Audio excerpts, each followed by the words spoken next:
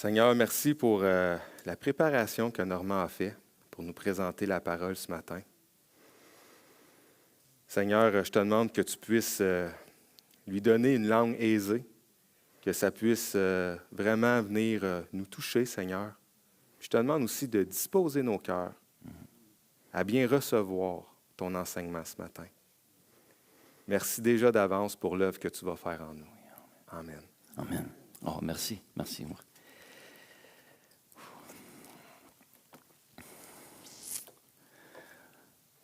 Oui, merci, Carl. C'est toute une belle prière. C'est vraiment bon. Hey, bonjour à tous. Oui, j'étais à Parkside Ranch hier, là, puis c'est vrai que c'était un esprit de famille qu'on a vécu. C'était vraiment génial. C'est une grosse famille là, avec des enfants qui jouent partout, les adultes qui font toutes sortes d'activités au soleil. Moi j'appelle l'Église en action, mais en repos, relax. On est merci Seigneur. On regardait le ciel qui était tellement bleu, puis on rendait grâce à Dieu. C'est tellement beau, sa création. Hein? Alors, c'est ce qu'on a vécu, mais là, aujourd'hui, vous êtes ici. Vous êtes aussi beau. Et c'est vraiment un bon temps qu'on va prendre ce matin au travers de la parole de Dieu. Et je vais commencer en vous disant que moi, je suis un amateur d'actualité. Je ne sais pas s'il y en a comme ça qui lisent les journaux, qui écoutent les nouvelles. Moi, parce que je suis curieux de nature. Et curieux aussi de tout ce qui se passe.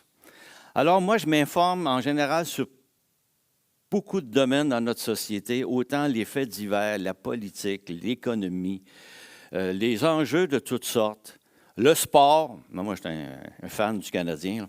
Alors, la sociologie, la philosophie, la religion. Oui, il faut même mettre la religion là-dedans. Hein? Et le christianisme, évidemment. Puis moi, je suis abonné à toutes sortes de journaux. Des revues, des articles, des blogs que je lis à tous les jours. Je me dis, wow! Non, mais moi, je suis tombé dans une marmite, pareil comme Obélix. À l'âge de 10 ans, j'ai commencé à lire les journaux, puis j'aimais ça. Et je suis encore là-dedans. Et pour moi, c'est une passion, l'information, savoir qu'est-ce qui se passe. Mais le Seigneur m'a montré que ça a été vraiment utile dans ma vie, c'est que ça m'a permis d'entrer en conversation avec toutes sortes de personnes, de pouvoir leur parler de toutes sortes de choses, d'entrer en contact avec eux, de les écouter, de les comprendre, de m'intéresser à eux. Et de ce temps-ci, ce que je remarque, c'est que les gens vivent puis manifestent une chose qui s'appelle de l'anxiété. Je ne sais pas si vous voyez ça, hein? Tu sais, dans le monde dans lequel on est, là, il y a un chaos assez particulier. La méchanceté de l'homme, ça énerve tout le monde. Le mensonge, l'incapacité de trouver des bonnes solutions à nos problèmes. Puis quand on trouve une solution, on s'aperçoit que la solution amène d'autres problèmes. Puis que ça fait que les gens sont anxieux. Puis il y a une question que j'entends souvent. Des gens, je vais la dire en québécois, là. Ça va-t-il assez mal? Ou ben non, ça va-t-il si mal que ça? Tu sais, on entend ça. C'est toute une belle question. Mais cette question-là, c'est que la réponse, elle est dans la question. Du moins, dans un mot de la question. Le mot mal. Le mal. Le chaos d'aujourd'hui, là, de tous les temps, il y a une origine. Et c'était pas comme ça au commencement. Au contraire, au commencement, c'était l'harmonie. Si on se rappelle, parce que la plupart d'entre nous, on lit la Bible, hein? La Bible parle dans le livre de la Genèse, au chapitre 1 et 2, lorsque Dieu a créé le cosmos et l'humanité, puis qu'il a placé Adam et Ève dans le jardin d'Éden, tout était harmonie puis bonheur. Parfait. Super. Harmonie entre Dieu et l'humanité. Il y avait juste Adam et Ève. Il y avait une harmonie parfaite. Là. Ensuite, il y avait une harmonie entre Adam et Ève. Comme, wow. Puis il y avait une harmonie entre Adam, Ève et leur environnement. Aujourd'hui, on On a de la misère avec l'envers. Ça, c'était comme ça au départ. Dieu avait dit dans Genèse au chapitre 1, verset 31, « Tout était bon. » Il a regardé la création, là. Tout était très bon. C'est vrai. Chacun vivait dans le bonheur total, tout était merveilleux, bienheureux les gens. Les gens en avaient deux. Agréable, bénéfique. Et ça, c'est Genèse 1, 31. 2 chapitres plus tard, en Genèse 3, verset 1, il arrive un intrus dans l'histoire. Le texte, dans Genèse 3, ceux qui veulent prendre des notes, verset 1, « Le serpent était le plus rusé de tous les animaux des champs que l'Éternel Dieu avait fait. » Et là, il parle, le serpent, à la femme. Un serpent qui parle. Bizarre. Dans le jardin, il n'y avait que 2 personnes, l'Éternel Dieu, puis là, il arrive une 4e créature qui parle. La question ce matin, c'est qui, lui? Lorsque Dieu a créé le monde, il trouva que cela était très bon. Ça veut dire qu'entre Genèse 1, 31 et Genèse 3, 1, il a dû se passer quelque chose parce que tout a été créé bon. Comment ça se fait qu'il arrive, lui? Dans le monde angélique que Dieu a créé, qui au départ était bon, comme tout ce qu'il a créé, il n'y avait pas d'anges mauvais ou de démons à ce moment-là. Est-ce qu'ils sont arrivés dans l'histoire entre Genèse 1, 31 et 3, 1? On ne le sait pas. Mais une chose qui s'est passée, semble-t-il, mais qu'au moins que les Écritures nous donnent un aperçu, c'est qu'il y a eu une rébellion dans le monde angélique. Puis il y a 2 textes du Nouveau Testament qui nous en parlent. Or, c'est la parole de Dieu. Pierre, qui écrit dans Pierre, la 2e épître de Pierre au chapitre 2, verset 4, il dit « Dieu n'a pas épargné les anges qui ont péché. » Oh, les anges qui ont péché. « Il les a précipités dans l'abîme où ils sont gardés pour le jugement, enchaînés dans les ténèbres. » OK. Jude également écrit dans la lettre, verset 6, « Dieu a gardé, enchaînés à perpétuité dans les ténèbres pour le jugement du grand jour, les anges qui ont abandonné leur demeure au lieu de conserver leur rang. » Ils avaient un rang, puis ils l'ont abandonné. Ils n'ont pas voulu. Ces textes nous rappellent qu'il y a certains anges dans le monde angélique qui se sont révoltés contre Dieu et qui sont devenus des adversaires de Dieu. Il semble qu'ils ont péché par orgueil, refusant de se contenter de leur position. Ils étaient des créatures de Dieu. Le texte dans Jude vient juste de nous dire « car ils ont abandonné leur demeure au lieu de conserver leur rang ». Vous allez dire, comment ça a pu se faire? Un autre texte particulier dans l'Ancien Testament, dans Ésaïe, chapitre 14, ça fait référence à ce qu'on pense aujourd'hui, ce qu'on voit aujourd'hui, comme étant la chute de Satan. Et Satan, en hébreu, ça veut dire adversaire. On appelle souvent le prince des démons. Le prophète Ésaïe, dans son texte, au chapitre 14, il décrit le jugement de Dieu sur le roi de Babylone, qui est un roi humain, donc un roi terrestre. Okay? Et le langage qu'il utilise est tellement fort qu'on ne peut pas penser que ça s'adresse juste à un roi humain. Le texte, voici ce texte en question. Ésaïe 14, à partir du verset 12. Il dit, « Comment es-tu tombé du ciel, astre brillant, fils de l'aurore? Te voilà abattu par terre, toi qui terrasses les nations. Tu disais dans ton cœur, je monterai au ciel, je hisserai mon trône au-dessus des étoiles de Dieu, et je siégerai sur la montagne de la rencontre à l'extrême nord. Je monterai au sommet des nuages, je rassemblerai au Très-Haut.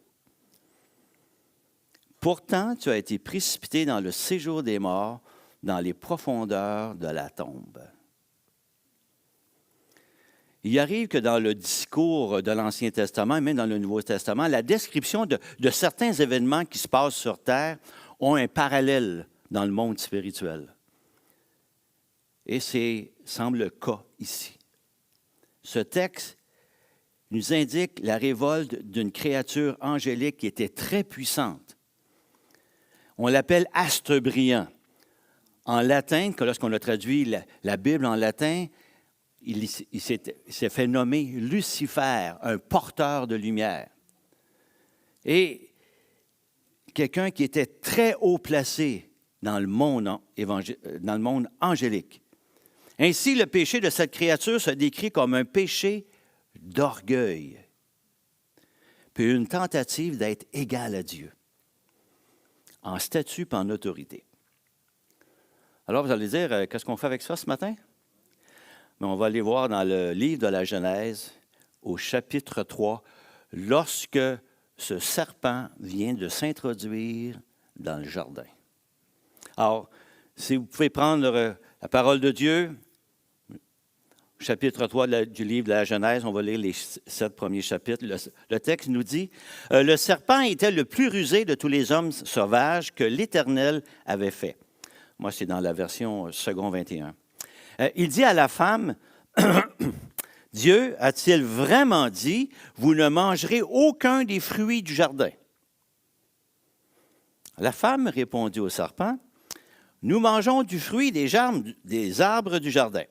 Cependant, en ce qui concerne le fruit de l'arbre qui est au milieu du jardin, Dieu a dit, vous n'en mangerez pas, et vous n'y toucherez pas, sinon vous mourrez. » Le serpent dit alors à la femme, « Vous ne mourrez absolument pas. Mais Dieu sait que le jour où vous en mangerez, vos yeux s'ouvriront et vous serez comme Dieu, vous connaîtrez le bien et le mal. » Ouais.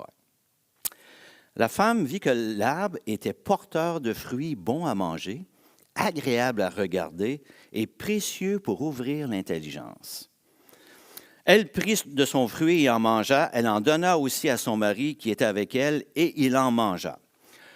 Leurs yeux à tous les deux s'ouvrirent. Ils prirent connaissance qu'ils étaient nus. Ils attachèrent des feuilles de figuier ensemble et s'en firent des ceintures.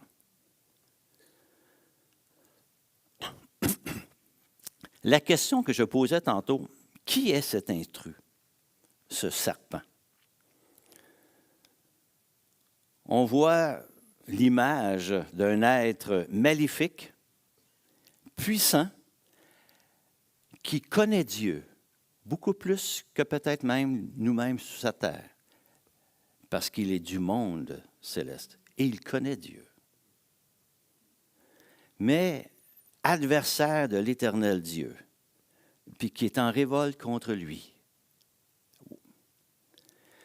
Dans l'histoire que je viens juste de raconter, dans Genèse 3, ce n'est pas une histoire qui s'est racontée, qu'on retrouve dans la parole de Dieu. Quelques points à retenir qu'on regarde ce matin. Adam avait eu le mandat par Dieu de garder puis de protéger le jardin. On voit ça dans Genèse, au chapitre 2, verset 15. « L'Éternel prit l'homme et le plaça dans le jardin pour qu'il le cultive et le garde. » Lorsque le serpent est arrivé, puis qu'il a commencé à ouvrir la bouche et de parler, Adam avait tous les droits de lui commander de sortir du jardin. Il avait l'autorité sur tous les animaux, puis de le chasser du jardin. Il avait l'autorité parce que Dieu lui avait donné l'autorité sur toutes les créatures. Adam est resté silencieux, puis il n'a rien fait. Ève, elle savait également, elle, qu'elle était l'aide d'Adam et qu'elle était aussi en position d'autorité sur cette création, comme elle. Elle aurait pu dire au serpent, dès le départ, qu'il se trompe dans la première fois. Est-ce que Dieu a réellement dit? Puis elle aurait pu dire, couper la conversation là, tout de suite, puis la terminer. Non. Elle a continué la conversation avec cet être. Ça nous enseigne. Est-ce qu'on va rentrer en conversation avec un être maléfique dans nos vies? C'est dangereux. Prendre la conversation, on ne parle pas de prendre autorité sur eux. Ça, on peut prendre autorité. Mais voici ce que ça... Lorsque le serpent a répondu à Ève, il dit, « Vous ne mourrez absolument pas. » Il a dit un gros mensonge. Un gros mensonge. Puisque l'Éternel avait dit à Adam, chapitre 2 de la Genèse, verset 16, « Tu pourras manger des fruits de tous les arbres du jardin, mais tu ne mangeras pas le fruit de l'arbre de la connaissance du bien et du mal. Car le jour où tu en mangeras, tu mourras, c'est certain. » Dans version 21. Dans d'autres versions, c'est marqué « Tu mourras certainement. » Gros mensonge. Et lorsqu'il continue en leur disant de manger du fruit, que vos yeux souffriront, vous serez comme Dieu, connaissant le bien et le mal, il leur a dit un autre mensonge. Puisque Adam et Ève avaient la connaissance du bien, qui était de ne pas manger l'arbre, puis ils avaient la connaissance du mal, c'était de le manger, le fruit. Donc, pour eux, le bien, c'était d'obéir à ce que Dieu leur dit de faire, puis le mal, c'était de désobéir. C'est simple. Puis là, il dit, bien, mange le fruit. Vous allez avoir la connaissance. Il avait déjà, la connaissance. Or, le Nouveau Testament nous informe que Satan, dans la première épître de Jean, au chapitre 3, que Satan est menteur et le père du mensonge. Alors, quand il ouvre la bouche, Et également un autre texte, alors c'est 1 Jean 3, 8, le premier c'est 8, verset 44, il est menteur et père du mensonge, tandis que l'autre c'est le diable pêche dès le commencement. Puis quand on parle du commencement, ce n'est pas le commencement avant la création du monde, parce qu'il y avait déjà des anges qui étaient. Mais à un moment donné, il est arrivé un temps où il a, à cause de la révolte contre Dieu, il est en situation de péché. Alors, l'histoire de ce qui s'est passé dans le jardin, c'est le plus gros mensonge raconté par le plus grand des menteurs. C'est la réalité, là. Notre épisode continue. Ève, elle voit le fruit avec ses sens. Hein? C'est bon à manger, bon à la vue, précieux. Puis elle l'a mangé. Tout au long de la conversation entre le serpent et Ève, on remarque une chose, c'est qu'Adam n'a pas dit un mot.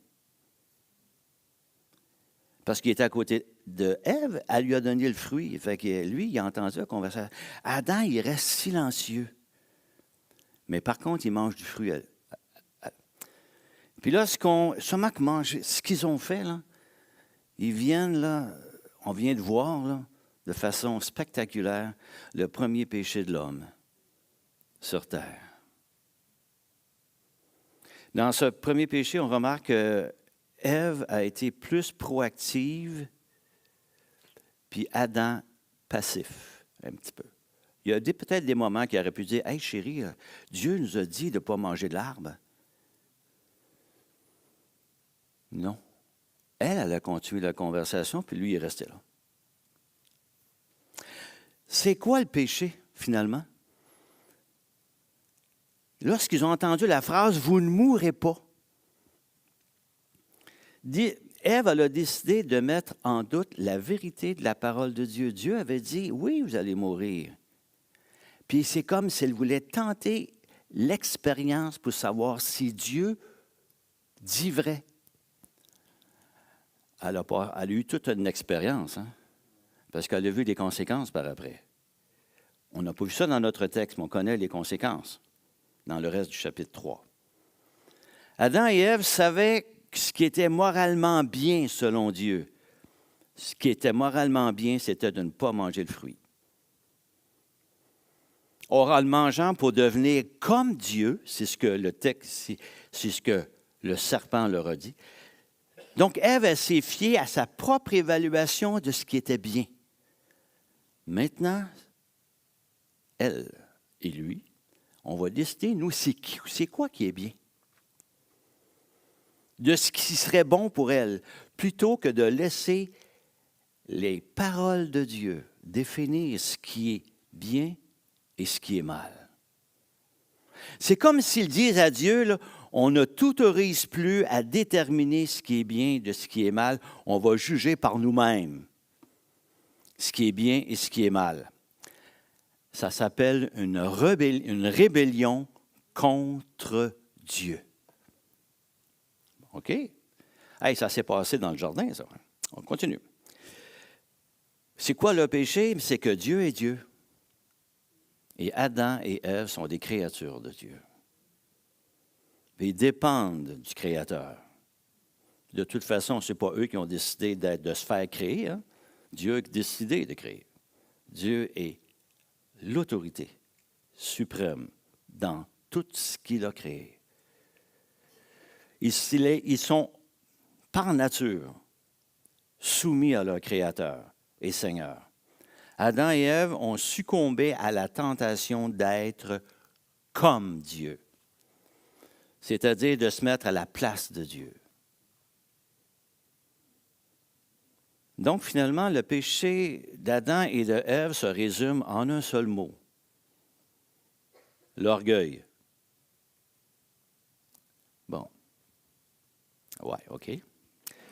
Le texte qu'on a lu, Satan a été chassé du ciel à cause de son orgueil. On a lu dans le livre d'Ésaïe tantôt. Il a eu l'audace égoïste de tenter de remplacer Dieu lui-même comme le dirigeant de tout l'univers.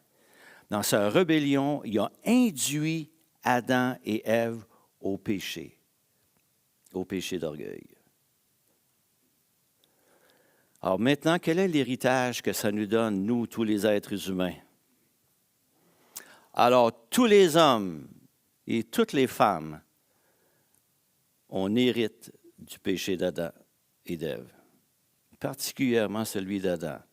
Rébellion contre Dieu et son commandement et tendance à se prendre pour Dieu. Paul l'explique bien. Chapitre 5 dans Romains, verset 12. C'est pourquoi, de même que par un seul homme, le péché est entré dans le monde, et par le péché la mort, qui a été la condamnation, de même la mort a atteint tous les hommes parce que tous ont péché. Ce qui veut dire qu'à cause de la désobéissance d'Adam, toute leur descendance hérite du péché. Le péché nous est imputé. Pour essayer de bien peut-être comprendre, là, je fais juste la comparaison suivante. Tous ici, nous héritons des caractéristiques de nos parents, qu'on le veuille ou qu'on ne le veuille pas. Au niveau héréditaire, caractère, même des problématiques de santé de nos parents peuvent nous être transmises de façon héréditaire. Sans le vouloir, sans choisir. Bien, Dieu a déterminé qu'il en est de même au niveau spirituel. Nous héritons de la nature pécheresse d'Adam sans le vouloir, sans qu'on l'ait choisi. Dès notre naissance physique sur terre, on a une nature adamique, comme Adam. Donc, Satan pêche par orgueil, il induit Adam et Ève au péché d'orgueil, puis nous, on hérite du péché d'orgueil.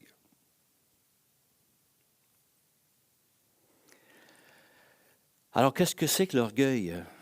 Bien, l'orgueil, c'est d'avoir le complexe de Dieu. Hein? C'est de se considérer comme un roi, comme une autorité suprême, parce qu'un roi n'est pas sujet à une autorité. Un roi, ça n'a pas de compte à rendre. Il est roi. Alors, c'est de se prendre pour Dieu. L'orgueil, c'est de se prendre pour Dieu. Vous savez, Dieu seul est parfait. Êtes-vous d'accord? Hein? Est-ce que vous connaissez quelqu'un qui dit « J'ai toujours raison » ? Il ne veut jamais admettre ses torts. Il ne veut pas reconnaître ses erreurs, ses manquements. Il n'accepte pas d'être repris. Parce que quand Dieu a parlé à Adam, il dit « Non, non, c'est la faute de la femme. Là. » Il n'aime pas qu'on lui souligne ses défauts. Il a toutes les difficultés du monde à confesser. Ce matin, on a entendu une confession. L'orgueilleux est bien de la misère à confesser. Non, je suis comme Dieu. Je suis parfait. Est-ce que vous vous reconnaissez comme ça? Moi, je lève la main, en tout cas. Vous savez que Dieu, c'est le seul Tout-Puissant. Connaissez-vous quelqu'un comme ça? Qui dit, mais moi, je suis assez fort, je suis capable de le faire sans toi, sans Dieu. Je n'ai pas besoin de Dieu pour le faire. Je suis capable de le faire à sa place. Je suis capable de faire même ce que Dieu seul est capable de faire. Est-ce que vous vous reconnaissez comme ça? Moi, je lève la main. Dieu est le seul partout en même temps. Vous êtes d'accord? Omniprésence. Connaissez-vous quelqu'un qui dit « Tu dois passer par moi. Ma présence et mon opinion font la différence. Je dois toujours être dans le coup. Ça ne marche pas si je ne suis pas là. Je suis indispensable. »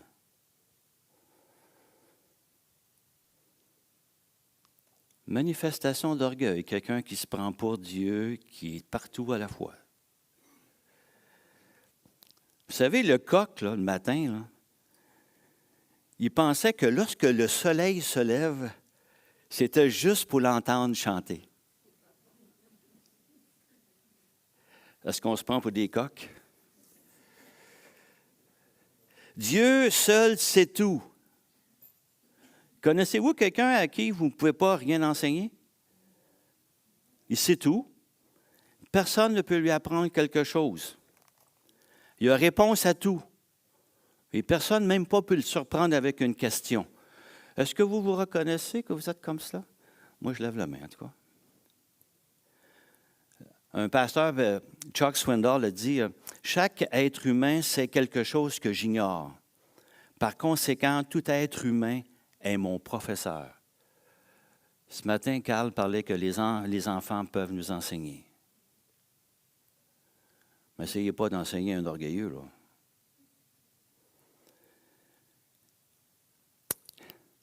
J'ai lu un texte, j'ai trouvé ça drôle. C'est quelqu'un qui dit à un autre, il dit, « Tu devrais avoir une conversation avec toi-même et tu trouverais ça intéressant, tu as toutes les réponses. »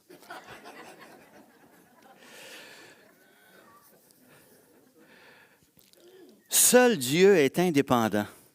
Connaissez-vous quelqu'un qui a un esprit d'indépendance? Il n'a jamais besoin d'être extérieur. Les gens orgueilleux, indépendants, sont rapidement en désaccord avec Dieu. Quand Dieu révèle sa volonté, ils peuvent même prendre un temps à part, en prière, en réflexion, pour décider si oui ou non ils vont l'accomplir, la volonté de Dieu. Ils sont assis sur le même trône, même pas, ils sont en train de débarquer Dieu du trône. Au lieu de dire, parce qu'ils viennent de recevoir la volonté de Dieu dans la recherche, dans la prière, au lieu de dire, oui Seigneur. Est-ce que vous vous reconnaissez comme cela? Moi, je le demande. Seul Dieu a l'autorité absolue. Et il délègue son autorité dans plusieurs domaines. Au gouvernement, dans la famille, aux parents, dans l'Église, aux anciens. Puis connaissez-vous quelqu'un qui a de la difficulté avec toute forme d'autorité? Personne ne va me dire quoi faire. J'utilise l'Église pour mes besoins, mais ne vous attendez pas à ce que je vive sous l'autorité de Dieu, de sa parole ou des anciens. Est-ce que vous vous reconnaissez comme cela? Si vous ne levez pas la main, c'est correct, là. Mais en tout cas, moi, je lève la mienne. Tu sais, je vous donne l'exemple de cet homme dans l'Église qui n'a pas été reconnu et nommé comme responsable de l'école du dimanche. Puis là, il se dit, eh bien, ils ne m'ont pas retenu pour ce poste, alors je vais m'asseoir et ne rien faire jusqu'à ce qu'il réalise que je suis celui qui doit occuper ce poste. Ça s'appelle bouder, ça. C'est mon royaume, mon ministère. On peut peut-être se poser la question, Dieu, qu'est-ce qu'il en pense, lui, de l'orgueil? Je regarde quelques textes dans Proverbes au chapitre 6, verset 16. Il y a 6 choses que l'Éternel déteste, et même 7 dont il a en horreur. Les yeux hautains, la langue menteuse, les mains qui versent le sang innocent, le cœur qui médite des projets injustes, les pieds qui se dépêchent de courir au mal, le faux témoin qui dit des mensonges et celui qui provoque des conflits entre frères. On voit de l'orgueil, puis ses racines. Dieu dit, j'ai ça en horreur. Proverbe 16, verset 5. Tous ceux dont le cœur est orgueilleux font horreur à l'Éternel. C'est certain, ils ne resteront pas impunis. Dieu va s'arranger avec eux. Puis Dieu aime, mais Dieu peut permettre que parce qu'on est orgueilleux, qu'il puisse passer quelque chose dans notre vie qui va nous rappeler qu'on est orgueilleux. Puis ça fait partie de la punition de Dieu, parce qu'il nous aime. Tantôt, on va regarder un texte où que Dieu le fait. Dans Jacques, au chapitre 4, verset 6, Dieu résiste aux orgueilleux, mais il fait grâce aux humbles. Oui, tu es orgueilleux, Dieu. Il peut faire attendre longtemps tes prières, tu sais. Tu dépends. Mais Jacques rajoute tout de suite après, tout de suite après cette phrase-là, Dieu résiste aux orgueilleux, mais il fait grâce aux humbles. Soumettez-vous donc à Dieu. Là, il rajoute la phrase, et résistez au diable. Ah, tiens, il a fait de l'association que l'orgueil puis le diable, ça vient ensemble, ça. Et il fuira loin de vous. La parole de Dieu enseigne à plusieurs endroits que l'orgueil, elle est à la racine de tous les péchés. Il y en a qui disent, « c'est exagéré. » Regardez, ça a été le premier péché là, dans le monde. Là. Puis regardez ce que ça donne maintenant comme effet. Là. L'orgueil, c'est comme une semence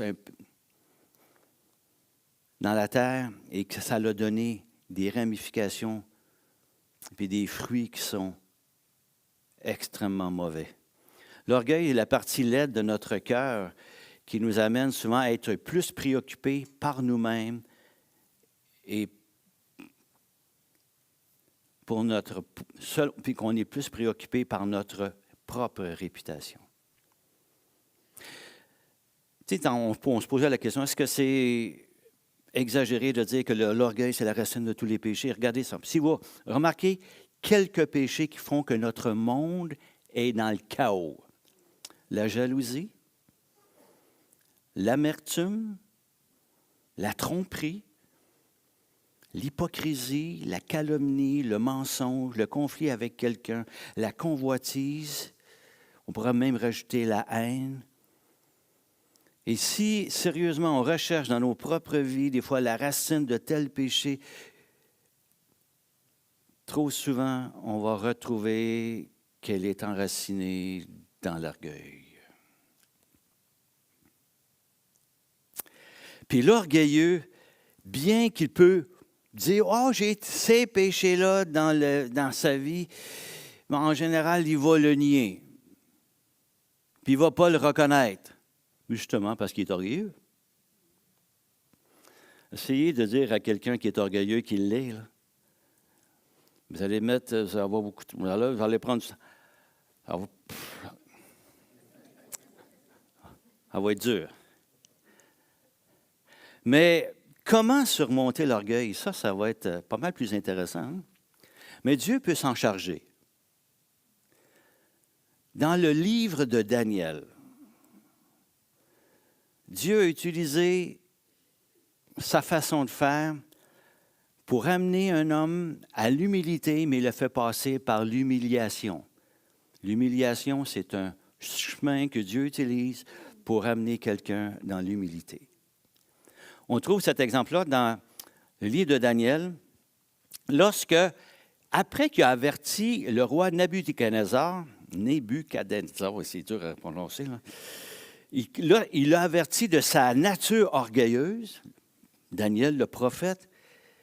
Puis là, Nabuchodonosor, il est sur le toit de son palais, puis là, il se félicite. On voit ça au chapitre 4 du livre de Daniel, verset 30. « N'est-ce pas ici Babylone la grande que j'ai bâtie par ma grande puissance pour être ma résidence royale et pour la gloire de ma majesté? » Puis il venait juste d'être averti là, par Daniel. « Oh, mon Nabu, là, t'es pas mal orgueilleux. » Dieu a jugé immédiatement l'orgueil du roi et pendant 7 ans qui ont suivi, il a passé des délices de son palais au broutage dans les prés.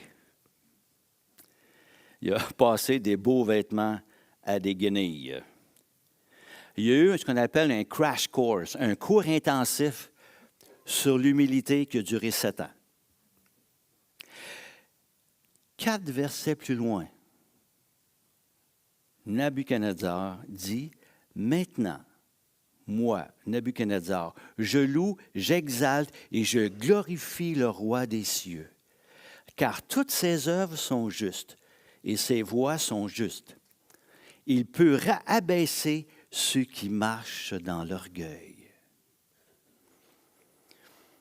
Donc, on peut bien se tenir, nous, peut-être des orgueilleux, que Dieu peut nous prendre en main. Moi, je suis passé par là. J'étais directeur des services pédagogiques dans une école. Ça faisait 3 ans. J'avais un bon salaire. J'étais bon. Hein? Et j'ai perdu mon poste. Et ainsi que le salaire. Dans la même école, des gens qui étaient sous ma responsabilité, là, j'étais avec eux. Ton orgueil en prend pour un coup. Tu avales ça dans le gorgoton, c'est pour ça que ça s'appelle la pomme d'Adam, là. Tu sais, l'orgueil d'Adam, là. Mais je rends grâce à Dieu. Ça m'a pris 1 an avant de peut-être de vivre cette humiliation-là. Et j'ai vécu avec le Seigneur et dans mon travail les plus belles années d'enseignement par après. Mais j'avais besoin de passer par un cours intensif sur l'humilité. Et Dieu le fait dans nos vies. Pas parce qu'il ne nous aime pas, c'est tout à fait le contraire. Il nous aime. Il veut nous amener à la stature parfaite de Jésus. Et des fois, ça demande quelques cours d'humiliation. C'est bon. Mais comment surmonter? Il y a d'autres façons aussi. On peut demander au Seigneur qu'il mette en nous le désir sincère d'humilité. Puis ça commence comment? Bien, on l'a vu ce matin. Confesser. Confesser son péché. Vous êtes capable de confesser votre péché d'orgueil? Il y en a que leur gorgoton va crisper, là. Confesser Mon péché, ça veut dire reconnaître. Confesser, ça veut dire homologos, c'est-à-dire avoir le même langage que Dieu sur mon péché. Le voir comme Dieu le voit. C'est ça, confesser. Wow! Est-ce que c'est le premier pas, mais c'est le plus difficile? Reconnaître que je suis orgueilleux. Ou reconnaître tel péché. On va commencer par ceux-là. Je suis capable de le reconnaître. Fais-toi-en pas, à un moment donné, ça va descendre, puis tu vas t'apercevoir que tu es orgueilleux en dessous.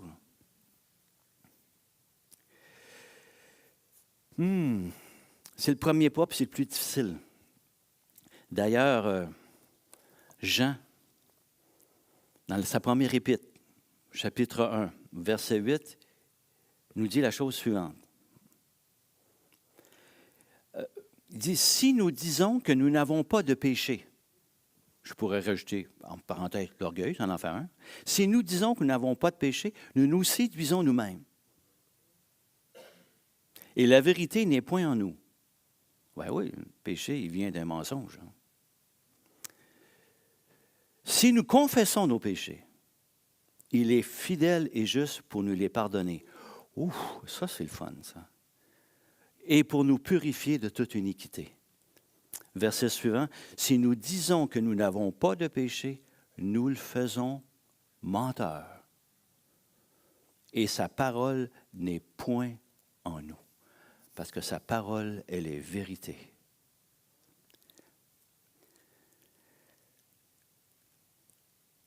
Est-ce qu'on aspire, est-ce qu'on désire dans nos vies marcher dans les voies de l'humilité, de reconnaître que Dieu est Dieu, de ne pas se prendre pour Dieu? Donc, commencer, confesser, se repentir, parce qu'on prend la place de Dieu, parce qu'on offense Dieu au travers de notre orgueil, changer de direction face à ce péché, nous modeler à l'image de Jésus, parce que c'est le plan de Dieu pour chacun d'entre nous.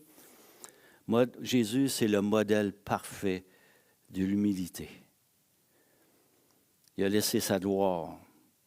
Il était l'égal du Père. Il avait tout ce qu'il faut, là. Puis il peut venir marcher sur cette terre, jouer le rôle d'un serviteur. On le voit dans l'Épître aux Philippiens.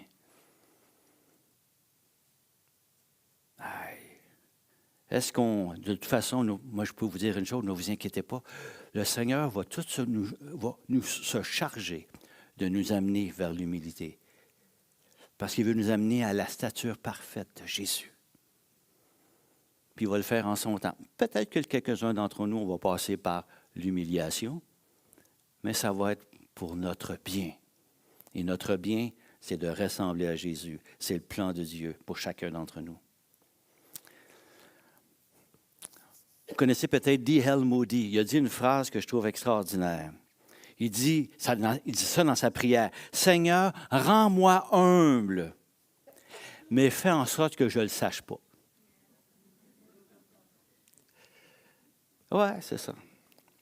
Tu sais, quand on se pense humble, on ne l'est peut-être pas. Et je vais juste terminer en disant, parce qu'au départ, on disait mais que le monde va mal. Mais écoute, le monde va mal à cause du péché d'orgueil. Hein. Puis on est là-dedans, nous. On baigne là-dedans. Là. C'est notre environnement. Puis il y a des racines encore qui sont dans nos propres vies. À cause d'Adam. Puis lui, à cause de Satan, qui a été chassé du ciel. Puis lui, à cause de son orgueil. C'est pour ça qu'on se retrouve ici. Puis Satan, il va être précipité en enfer lors du jugement final. Avec qui? Avec les orgueilleux. Puis tous les péchés. Si vous prenez la liste des péchés qu'on retrouve à la fin de Apocalypse, tous ces péchés-là ont une des racines d'orgueil. Mais, ça c'est la partie la plus intéressante. Mais nous avons tous hérité, non c'est vrai, nous avons tous hérité du péché d'orgueil, ouais, c'est vrai ça. Mais c'est le mais, j'ai oublié de commencer le mais. Mais nous avons tous la victoire sur ce péché. On a chanté ce matin. Par la puissance du Saint-Esprit. Oui. Parce que Jésus-Christ nous sauve de nos péchés. Wow! Ça, c'est bon. Selon la richesse de sa grâce. Nous sommes aujourd'hui ce que nous sommes par la grâce de Dieu. Et par sa grâce, Dieu nous donne la puissance, la capacité de surmonter l'orgueil dans nos propres vies. Et ça, c'est extraordinaire. Juste Dieu qui peut faire ça. Si on pense qu'on va se désenorgueillir par nous-mêmes, ça va être par la grâce de Dieu seulement, par lui. En le laissant travailler dans nos propres vies, en confessant, en se repentant, en goûtant à sa grâce, à quel point ça peut être merveilleux. Que le Seigneur puisse bénir sa parole et qu'elle puisse rester chère à nos cœurs. On va prier. Merci Seigneur qu'au travers de ce texte ce matin, d'abord et en premier lieu, Seigneur, tu me parles parce que moi-même j'en avais énormément de besoin. Merci qu'au travers de cette parole, Seigneur, tu nous guides. Tu nous donnes qu'est-ce qu'il y a sur ton cœur concernant les péchés dans nos propres vies. Seigneur, on sait que tu es celui qui nous aime, qui prend soin de nous, qui veut notre bien. Et notre bien, ça passe par ta façon de faire pour éradiquer l'orgueil dans nos propres vies. Seigneur, tu es un Dieu tellement bon, merveilleux, extraordinaire. Et Seigneur, tu as mis tout en place au travers le sang de Jésus qui a été versé pour nous à la croix, pour que nous puissions marcher en nouveauté de vie, en crucifiant notre chair sur cette croix. Mais Seigneur, on est conscient qu'on ne peut pas le faire sans la puissance de Dieu, la puissance de ton esprit dans nos propres vies. Et on te rend grâce de ce que tu nous as donné, ton Esprit Saint. Seigneur, sois loué, adoré, comme tu en es digne. Amen. Merci, Normand.